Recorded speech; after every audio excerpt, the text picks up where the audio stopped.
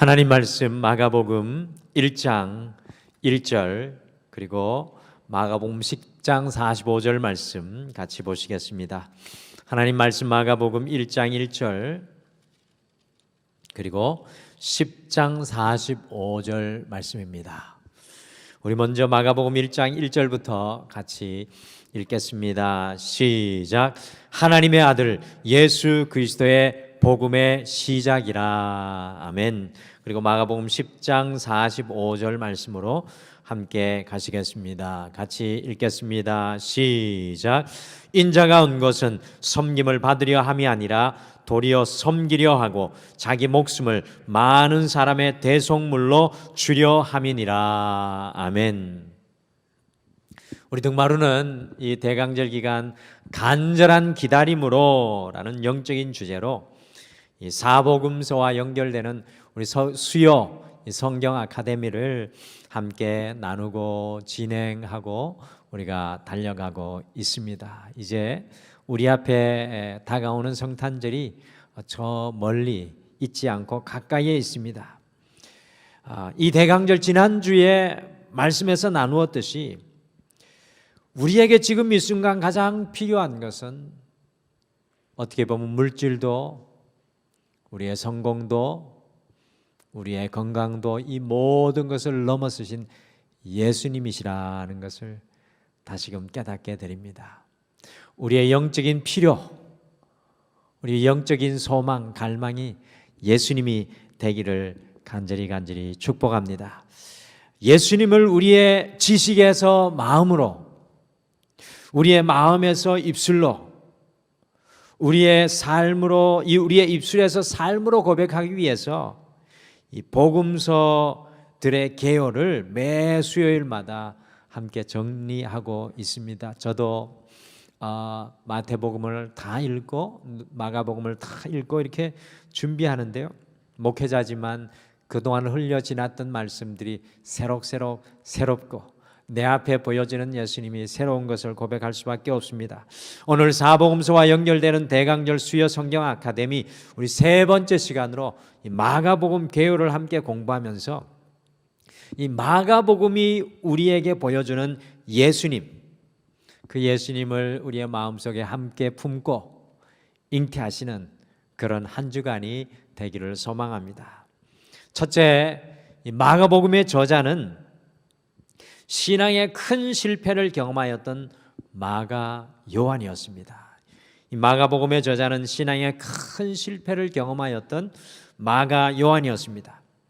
마태복음과 누가복음, 요한복음과 달리 마가복음은 제 개인적인 생각에는 굉장히 우리에게 친숙한 복음서인 것 같습니다. 다른 어떤 복음서보다 마가복음서가 굉장히 제가 읽어볼 때 친숙하게 느껴집니다.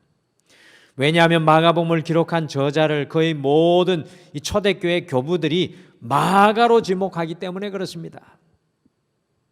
마가가 도대체 어떤 사람이기에 여러분과 저에게 친숙하게 느껴질 수 있을까요? 도표를 보시면 이 마가의 히브리식 이름은 요한인데요.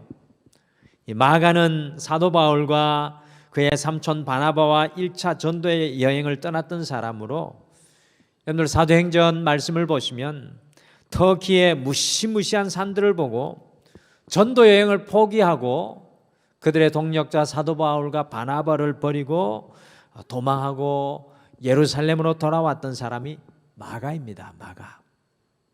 마가 요한은 어떻게 보면 신앙에 실패한 사람이라고 할 수 있겠습니다. 그래서 두 번째 전도 여행을 떠날 때 사도행전 15장 37절에 보시면 바나바가 마가 요한을 다시 데리고 가자라고 하니까 사도 바울이 심하게 화를 내고 결국에는 바울과 바나바도 따로 전도 여행을 가게 되는 일이 이 마가 요한 때문에 사도행전에서 일어나죠. 어떻게 보면 신앙적으로 큰 실패를 경험했던 사람이 마가였습니다. 사도 바울은 심지어 마가를 전도 여행에 데리고 가는 것조차 거부할 정도였습니다. 이 사람은 안 돼. 저 사람하고는 하나님의 일을 같이 할 수 없어. 그렇게 거부당하는 존재가 마가였습니다.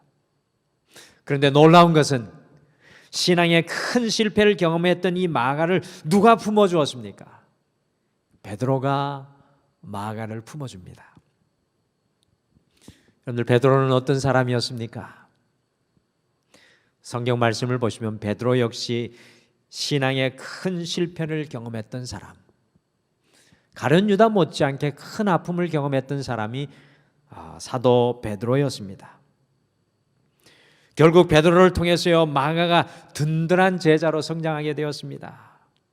많은 학자들이 예수님의 직접적인 제자가 아니었던 마가는 베드로가 전해주는 예수님의 이야기를 듣고서 마가복음서를 기록하였을 것이라고 믿습니다. 오늘 우리가 가지고 있는 이 마가복음은 베드로가 전해준 은혜의 이야기를 마가가 그의 심령에 다시 담아 기록해낸 하나님의 말씀입니다.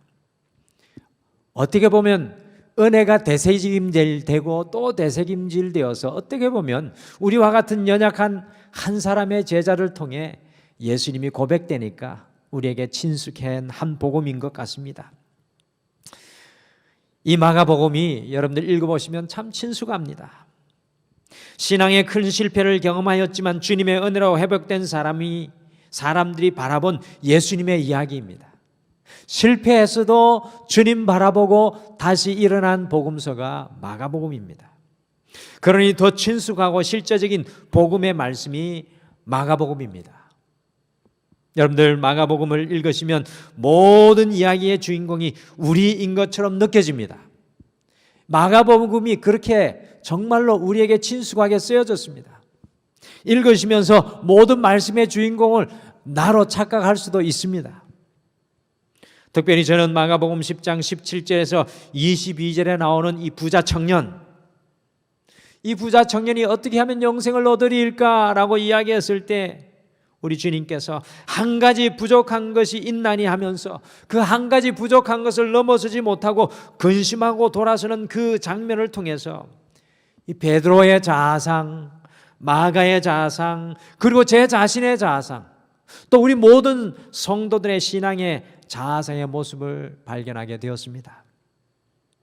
이처럼 마가는요, 마가복음의 이야기 속에 우리 모든 성도들을 끌어들이고 있습니다. 마가복음을 읽으실 때는 여러분들이 그 복음 속으로 뛰쳐 들어가셔야 됩니다.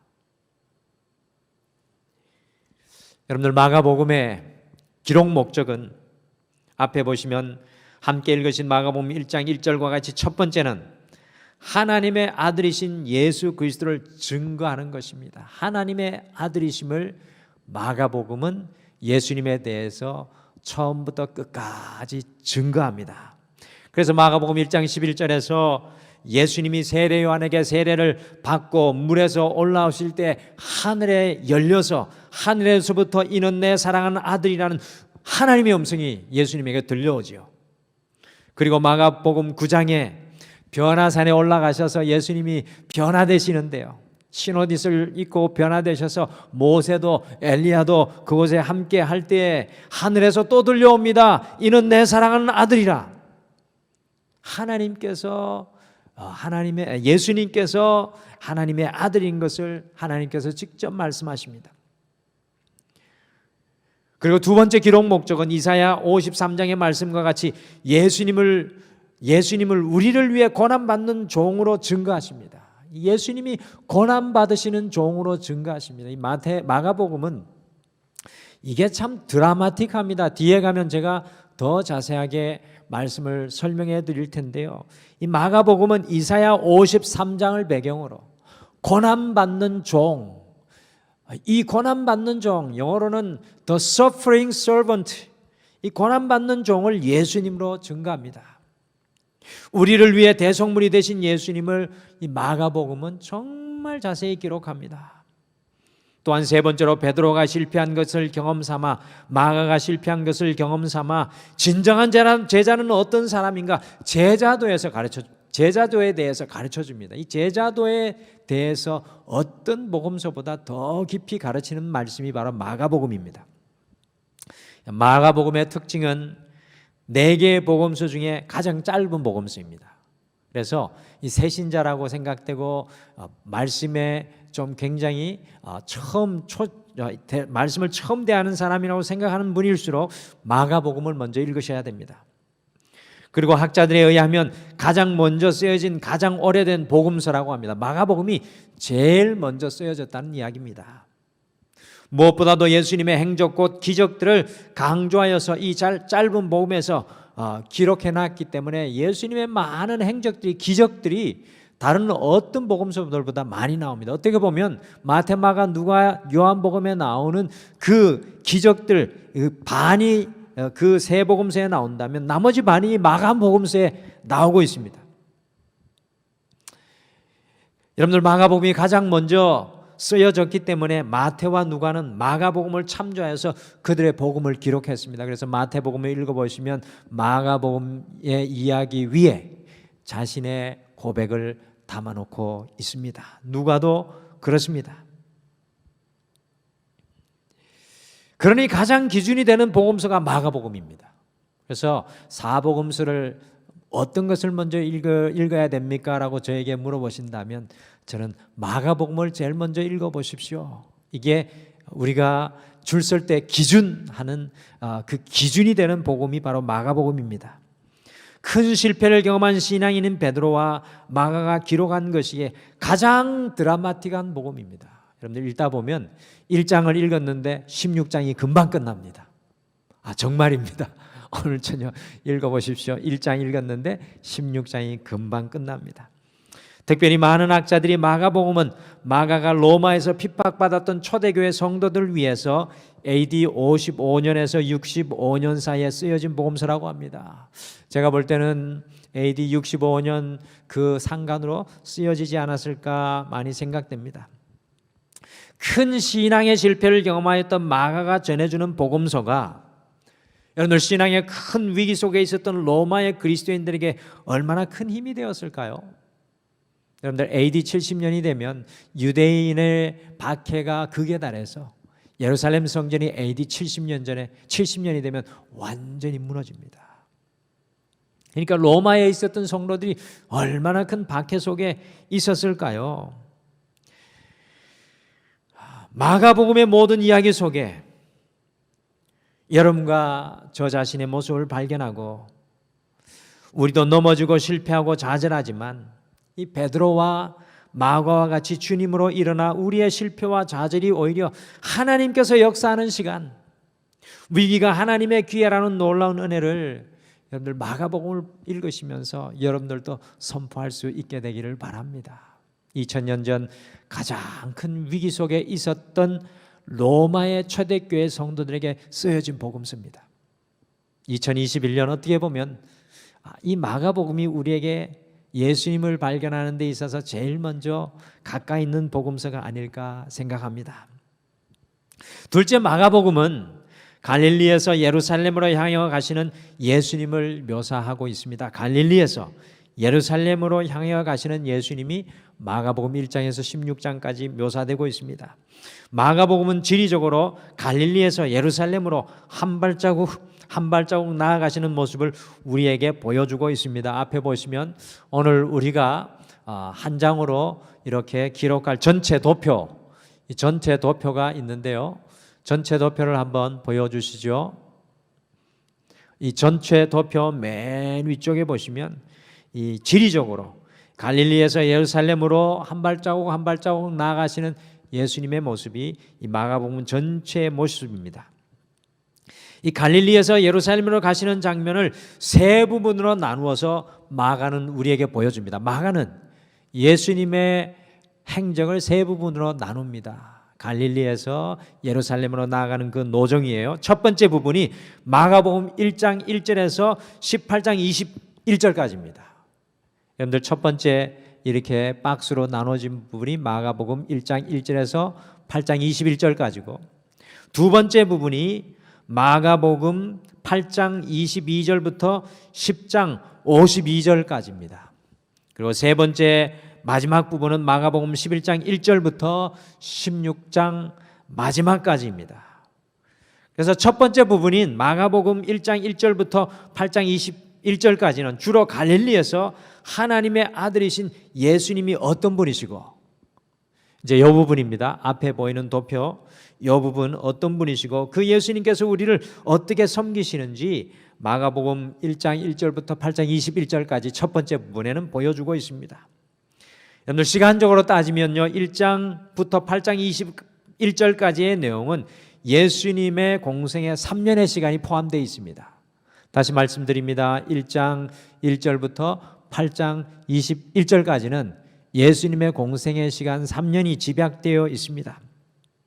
자, 그러면 예수님께서 어떤 분이신지, 이 예수님께서 3년 동안 어떻게 섬기셨는지 함께 보실까요? 먼저 마가는 마가복음 1장 1절부터 3장 6절까지 화면에 보시면 예수님께서 새 왕이신 것을 증명합니다. 여러분들 첫 번째 박스 보이시죠? 예수님이 새 왕이신 것을 증거합니다. 그래서 말씀해 보시면 사단의 일을 깨뜨리시고 악한 영들을 몰아내시고 말씀을 증거하시면서 많은 기적들을 베푸시는 내용이 1장 1절부터 3장 6절까지 나옵니다. 그리고 그 안에 첫 번째 제자들을 모으셨습니다. 그러면서 이야기합니다. 예수님께서 선포하죠. 하나님의 나라가 가까웠느니라. 마가복음 1장 15절에서 선포합니다.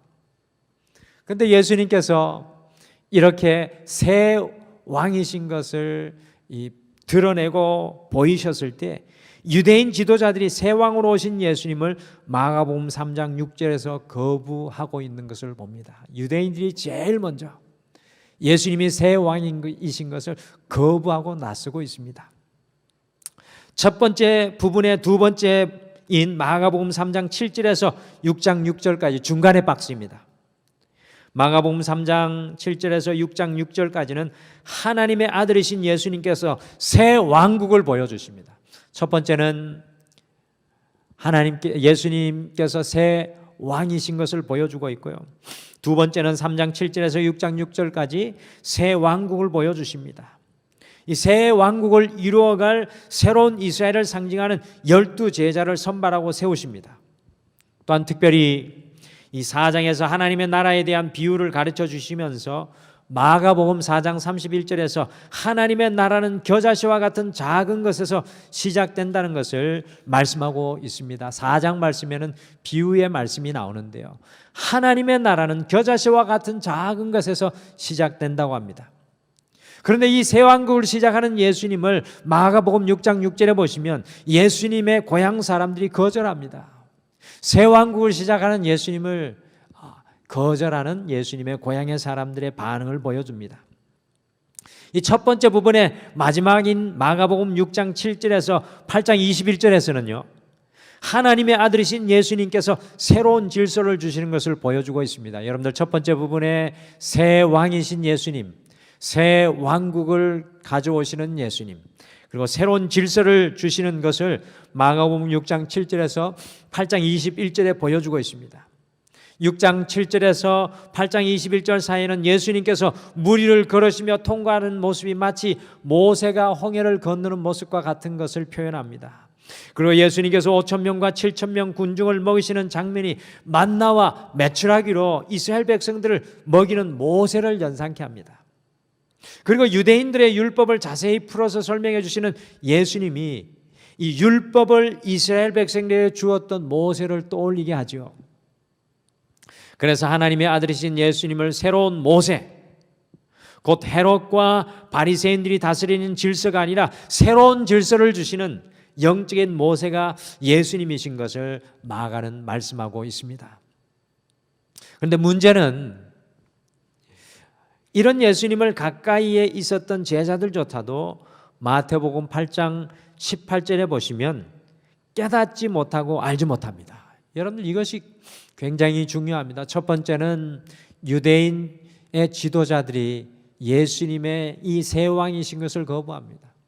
유대인의 고향 사람들이 예수님의 왕국을 거부합니다. 마지막에는 제자들조차도 예수님이 누구인지 깨닫지 못하고 알지 못합니다. 마가복음의 첫 번째 부분인 마가복음 1장 1절에서 8장 21절에 예수님을 거부하였던 유대인 리더들, 예수님의 고향 사람들, 그리고 예수님을 알아보지 못하고 깨닫지 못하는 그 제자들은 과연 누구입니까? 마가는 그 사람이 자기 자신이라고 고백하고 있는 것입니다. 수많은 기적들, 수많은 말씀들, 많은 이야기가 전해질지라도 그 예수님을 깨닫지 못하고 있는 군중과 제자들의 모습입니다. 그리고 이 성탄을 향해 가는 이 시간, 그 사람들이 바로 우리 모두라고 말하고 있는 것입니다. 하나님의 나라도, 새 왕도, 하나님의 질서도 거부하고 있는 우리의 모습을 마가복음은 이 많은 사람들을 통해 보여주고 있습니다. 성탄절은요, 우리의 새 왕으로, 새 왕국으로, 새로운 질서로 오신 예수님을 품고 잉태해야 하는데 우리는 그것을 거부하고 거절하고 제자들과 같이 깨닫지 못하고 이해하지 못하고 있습니다. 그러니 마가는 마가복음을 통해서 맹인과 같이 보지 못하는 우리를 보게 하기를 원합니다. 마가복음 전체의 두 번째 부분은 마가복음 8장 22절부터 시작해서 마가복음 10장 52절까지입니다. 여러분들 두 번째 부분의 표를 보십시오. 마가복음 8장 22절부터 시작해서 마가복음 10장 52절까지가 마가복음의 두 번째 부분입니다. 여러분들 이 맹인과 같은 이 소경과 같은 우리의 모습을 보여주기 위해서 이 마가복음 8장 22절에서 26절에 보지 못하는 맹인이 점점 눈을 떠서 보게 되는 것으로 시작하고 이 중간 마지막 부분에 또 가면요, 마가복음 10장 46절에서 52절에서 이 소경 바디메오가 예수님으로 인해서 완전히 보게 되는 사건이 기록되어 있습니다. 중간 부분 시작하는 부분에 소경의 이야기, 그리고 중간 부분 마치는 부분에 소경의 이야기를 기록해 놓고 있습니다. 이것을 전문 용어로 샌드위치 구조라고 합니다. 샌드위치 구조, 수미 쌍관 구조, 처음과 끝이 이렇게 같은 구조로 쌍둥이와 같이 맞추어진 구조인데요, 이 처음과 끝을 같은 내용으로 해서 강조하고 싶은 것을 강조하여 말하는 것입니다. 이 마가복음은 이 복음서를 읽는 사람들에게 우리 모두가 영적인 눈이 닫혀있는 소경과 같은 것을 보여줍니다. 보지 못하는 맥인 수준에 있는 제자들을 깨우시고 군중들을 깨우시고 유대인의 지도자를 깨우시기를 원하시는 우리 주님의 마음이 담겨 있습니다. 물론 영적인 눈이 감겨져 있는 우리의 눈을 또한 뜨게 하기를 원하십니다. 마가복음 이 말씀을 통해 우리의 눈을 뜨게 하기를 원하십니다. 오늘 시간적으로 따지면 마가복음 8장 22절에서 10장 52절의 이 중간 부분의 파트는요, 6개월의 시간적인 배경이 숨어 있습니다. 특히 8장 22절에서 10장 52절을 통해 맹인과 같은 소경과 같은 우리들이 주님의 진정한 제자가 되기 위한 제자도를 가르쳐주고 있습니다. 제가 마가복음에는 제자도가 녹아져 있다고 그랬습니다. 8장 22절에서 10장 52절 속에 예수님께서는 제자도를 가르쳐줍니다. 주님의 제자들인 우리가 어떻게 살아야 하는지 제자도를 말씀해주고 있습니다. 오늘 마가복음의 두 번째 부분의 첫 번째는 마가복음 8장 27절에서 9장 27절까지로 이 8장 29절에 베드로가 예수님을 메시아로 고백함으로 시작됩니다. 여기에서 예수님은 도표에서 보시는 것과 같이 새로운 왕으로 하나님의 나라가 처음에 가까이 왔음을 말씀하시며 주님의 제자는 마가복음 8장 24절에서 자기의 십자가를 지고 예수님을 따라야 한다는 것을 가르쳐주고 있습니다. 여러분들 첫 번째 부분의 첫 번째 파트와 두 번째 부분의 두 번째 파트가 다시 이렇게 연결되어 있습니다. 새로운 왕으로 하나님의 나라가 가까이 왔음을 말씀하면서 주님의 제자는 마가복음 8장 24절에서 자기의 십자가를 지고 예수님을 따라야 한다는 것을 가르쳐주고 있습니다. 제자는 영광과 성공과 박수와 갈채가 아니라 자기의 십자가를 지고 예수님을 따르는 사람이라는 것입니다. 사랑하는 성도 여러분, 과연 우리의 어깨와 우리의 손에는 지금 과연 무엇이 들려 있습니까? 주님의 십자가가 들려 있습니까? 제자는 자기의 십자가를 지고 주님을 따르는 사람들입니다. 여러분들 이 성탄절을 향해 갈 때 우리의 어깨에 메어져 있는 것이 무엇인지 볼 수 있어야 합니다. 9장에서 제자들의 닫힌 눈을 열어 보여주기 위해서 변화산상에서 예수님께서 자기의 모습을 변화하시고 모세와 엘리야가 나타나고 하늘의 문이 열려서 나의 아들이라고 다시 하나님께서 제자들의 눈을 열어주십니다. 여러분들 마가복음의 두 번째 파트의 둘째 부분은 마가복음 9장 30절에서 10장 31절까지인데요. 첫 번째 파트에 나온 새로운 왕국에서의 법칙을 말씀하십니다. 이 첫 번째 파트의 두 번째 새로운 왕국의 법칙이 두 번째 파트의 두 번째 말씀 부분에 나옵니다. 새로운 왕국에서는 작은 것에서 시작된다고 하시면서 마가복음 10장 31절에서 나중된 자가 먼저 될 것이라고 말씀합니다. 나중된 자가 먼저 되는 하나님의 나라. 그리고 예수님 당시에는 가장 무시받았던 아이들을 예수님 당시에 가장 무시받았던 아이들을 가슴에 품고 축복하시는 예수님의 모습이 이 두 번째 파트 두 번째에 나오고요. 마가복음 9장 33절에서 37절에 섬김을 받는 자가 아니라 섬기는 자가 되라고 말씀하십니다. 이 하나님 나라의 왕국의 법칙입니다. 그러면서 새 왕국은 작은 것에서 시작되고 가장 작은 것을 심을지라도 하나님의 나라에서는 100배로 보상받게 될 것이라고 주님께서 말씀하십니다. 여러분들 우리의 삶 속에 하나님의 나라는 어디에서 시작되는 것입니까? 하나님의 말씀이 심겨진 가장 작은 자리에서 시작됩니다. 우리가 하나님의 나라, 하나님의 왕국을 생각할 때 뭔가 큰 것만 생각하는데 그것이 아닙니다. 마가복음은 이야기합니다. 하나님의 나라는 우리의 인생 속에 가장 작은 것 속에서 시작될 것이다. 하나님의 말씀이 심겨지는 그 자리에서 시작될 것이라 말씀합니다. 그리고 그것이 하나님의 나라에서는 100배로 보상될 것이다라고 이야기합니다. 이 마가복음의 두 번째 파트의 마지막인 10장 33절에서 10장 45절은 마가복음 전체의 핵심을 말씀합니다. 여러분들 마가복음의 전체 핵심 말씀이 10장 45절 말씀입니다. 10장 45절 우리 아까 읽었는데요. 그 말씀에 보면 인자는 섬김을 받으러 온 것이 아니라 섬기러 왔다고 말씀하십니다. 그런데도 놀랍게도 이 두 번째 파트 마지막에 여전히 야고보와 요한은 섬김 받는 자리를 탐하고 있습니다. 여전히 깨닫지 못하고 여전히 보지 못하는 제자들의 소경과 같은 이 모습을 그대로 낱낱이 마가는 보여주고 있습니다.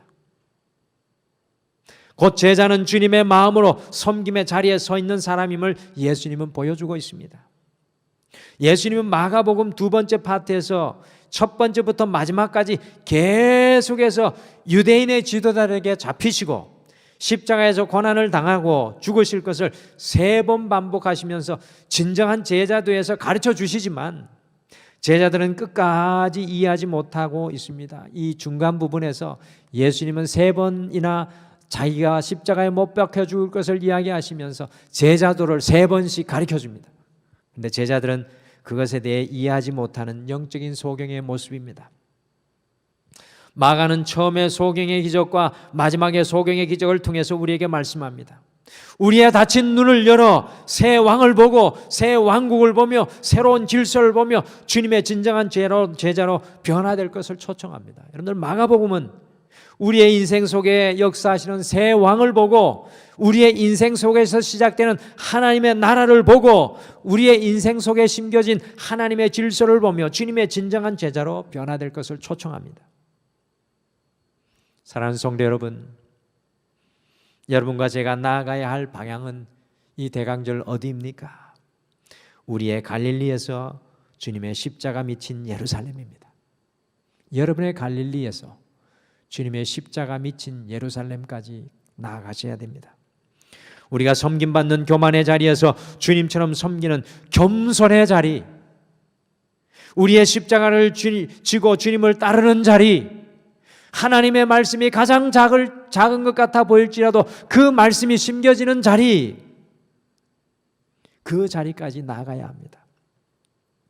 이 대강절 우리의 닫힌 눈이 열려서 주님을 온전히 보기를 소망합니다. 여러분들 이 대강절은 우리의 소경과 같은 인생의 눈이 열려서 우리 주 예수 그리스도를 보는 놀라운 은혜의 시간입니다. 마지막으로 마가복음은 우리를 섬기러 오셔서 희생제물이 되신 고난받으신 종의 모습을 보여줍니다. 여러분들 굉장히 독특한 복음입니다. 고난받으신 종의 모습. 여러분들 왜 독특한지 아시게 될 겁니다. 마가복음의 마지막 파트 11장부터 16장까지인데요. 마가복음의 마지막 부분은 11장부터 16장까지입니다. 그 말씀 속에 우리를 위해서 희생제물이 되신 고난받으시는 종의 모습을 자세히 묘사하고 있습니다. 여러분들 마가복음 11장부터 16장까지는 예수님의 삶의 여정 8일간의 기록입니다. 여러분들 이 정도 되면 감을 잡으실 텐데요. 마가복음은 1장부터 16장까지밖에 안 됩니다. 그런데 11장부터 16장까지 무려 40%의 내용을 고난받으시는 종 예수님의 모습을 그려놓는 것에 마가복음은 그의 복음서를 할애합니다. 굉장히 중요합니다. 우리의 신앙의 중심이 어디에 있어야 하는지 아주 잘 보여주는 모습입니다. 우리의 신앙의 중심은 예수님의 기적보다, 다른 어떤 것보다 우리의 신앙의 중심은 예수님의 고난 속에 있어야 합니다. 마가복음은 무려 40%의 내용을 고난받으시는 종 예수님의 모습을 그려놓고 있습니다. 11장부터 16장까지.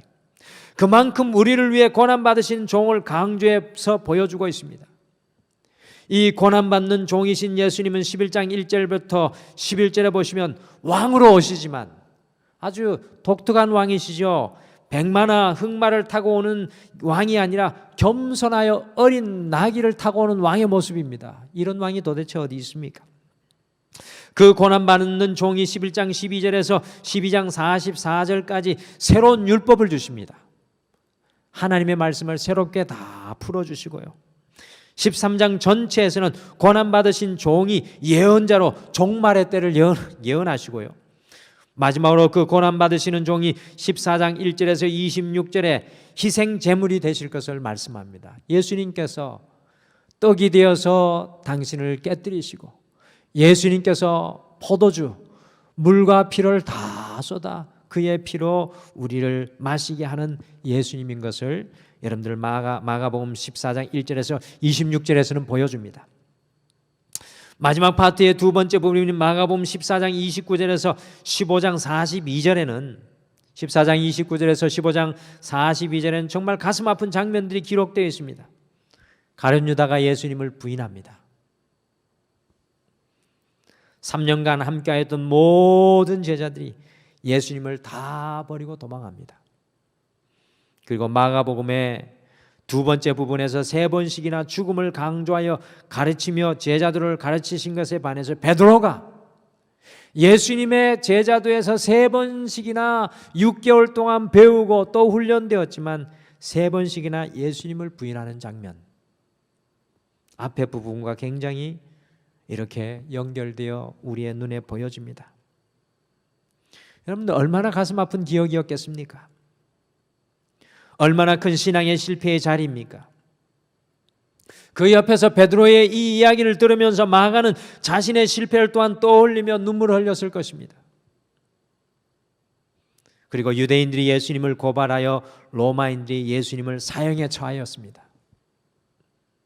그런데 정말 마가복음에 특이한 부분이 하나 나옵니다. 마가복음에서 정말 특이한 것은 예수님의 십자가 앞에서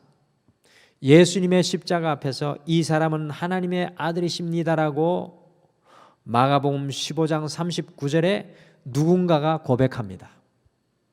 예수님의 십자가 앞에서 이 사람은 하나님의 아들이십니다라고 누군가가 15장 35절에 고백을 하는데 이 사람이 바로 로마의 백부장입니다. 사람이 단 한 번도 예수님은 하나님의 아들이십니다라고 고백한 사람이 마가복음에는 안 나옵니다. 그런데 딱 한 사람 그것을 고백하는데 하나님이 그 이야기를 해주셨지만 한 사람 고백하는 사람이 나오는데 그 사람이 로마의 백부장입니다. 제가 마가복음의 목적 중에 하나가 로마에 핍박받는 초대교회 성도들을 위로하기 위해 쓰여졌다고 말씀드렸습니다. 마가복음에서는 사람의 입에서 아무도 이 사람은 하나님의 아들이십니다라고 고백하지 않았지만 단 한 사람, 로마의 백부장이 그것을 고백합니다. 이 마가복음을 읽었던 핍박받았던 로마의 성도들의 마음이 얼마나 뜨거워졌겠습니까? 그들과 같은 로마인이 십자가 앞에서 이분은 하나님의 아들이십니다. 로마인들을 놀랍게 드라마틱하게 격려하는 마가의 모습이 숨어 있습니다. 사랑하는 성도 여러분, 성탄절은 여러분과 저의 고백이 필요한 때입니다. 다른 어떤 때보다 이 성탄절은 여러분과 저의 고백이 필요합니다. 단 한 사람의 고백을 기다리십니다. 여러분의 가정 속에서 단 한 사람의 고백을 기다리시고 우리 등마루 교회에서 단 한 사람의 고백을 기다리시며 이 시대에 모든 사람이 침묵할지라도 단 한 사람의 고백을 기다리십니다. 주님의 십자가를 가장 아름답게 하고 주님의 탄생을 가장 아름답게 하고 고귀하게 하는 것은 이 십자가와 같은 삶의 현장 속에서도 주님을 향한 신앙을 고백하는 것입니다. 내 인생의 십자가 앞에서도 주님을 향한 신앙을 고백하는 것, 그것이 주님을 가장 아름답게 하는 것입니다. 마가는 주님을 향한 그 신앙을 로마의 백부장을 통해서 보석과 같이 고백했습니다. 이 2021년 여러분과 제가 인생의 십자가 앞에서, 우리의 인생의 십자가 앞에서 신앙을 고백하는 주인공들이 되시기를 축복합니다. 오늘 단 한 줄, 이분은 하나님의 아들이십니다라는 고백이 여러분의 이름을 통해 고백되어지기를 소망합니다. 마가복음의 결론이 16장 1절에서 8절입니다. 목사님 이상한데요? 9절부터 20절까지 더 있지 않습니까? 근데 대부분의 학자들이 9절부터 20절은 200년이 지난 이후에 새롭게 삽입된 것으로 추정합니다. 그래서 마가의 원래 오리지널 말씀은 마가복음 16장 8절에서 끝나야 된다고 학자들이 이야기합니다. 100% 정확한 것은 아니라는 사실입니다. 그런데 상당히 일리가 있고요.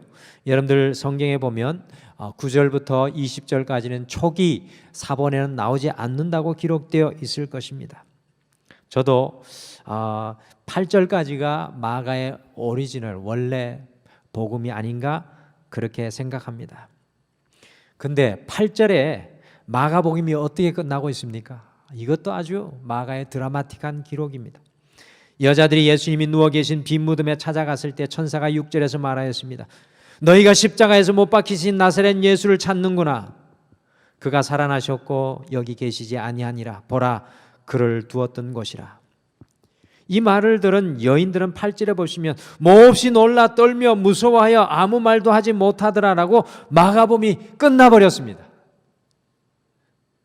몹시 두려워하며 떨고 아무 말도 하지 못하더라.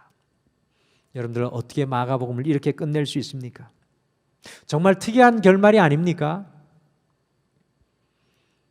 그러나 저는 이렇게 생각합니다. 마가는 이러한 결말을 통해서 제자들인 우리가 예수님의 복음 앞에서, 예수님의 십자가 앞에서, 예수님의 빈 무덤 앞에서 어떻게 살아갈 것인가를 도전하는 것입니다. 마치 우리의 인생이 빈 무덤 앞에 서 있었을 때, 마치 우리의 인생이 예수님의 십자가 앞에 서 있는 것과 같은 그런 인생일 때 어떻게 살아갈 것인가 도전하는 말씀입니다. 여인들과 같이 두려워하며 무서워하며 서 있겠습니까? 아니면 주님의 복음을 안고 양동이를 버려둔 사마리아 여인과 같이 기뻐 달려가 복음을 전하시겠습니까? 이 사실을 알고도 여러분의 삶은 어디로 향해 나아갈 것인가? 마가는 도전하는 것입니다. 복음 앞에서 우리가 어떻게 살아갈 것이냐는 영적인 질문을 마지막으로 마가는 던지고 있습니다. 오늘 마가복음을 통해 이 다음의 도표와 같이 전체 도표를 한번 보여주시죠. 전체 도표에 이 다음의 도표와 같이 갈릴리에서 예루살렘으로 나아가시는 예수님, 당신의 죽음을 이야기하시면서 끊임없이 우리의 닫힌 눈을 열어주시며 제자의 도를 가르쳐주시는 예수님, 우리를 위해서 죽으시는 종으로 오신 예수님의 모습을 우리가 마가복음을 통해 함께 보았습니다. 이 마가복음을 통해서 나의 실패와 아픔과 절망과 실수와 수치까지도 다 짊어지신 나를 섬기시는 고난받는 종이신 예수님을 온전히 바라보시기를 바랍니다. 그리고 그 주님과 함께 우리도 베르도로와 같이 마가와 같이 온전한 제자의 자리로 거듭나시기를 간절히 소망합니다. 마가는 우리에게 이야기합니다. 사랑하는 나의 형제여 나의 자매여, 당신은 이 주님의 복음 앞에서 어떻게 살아갈 것인가?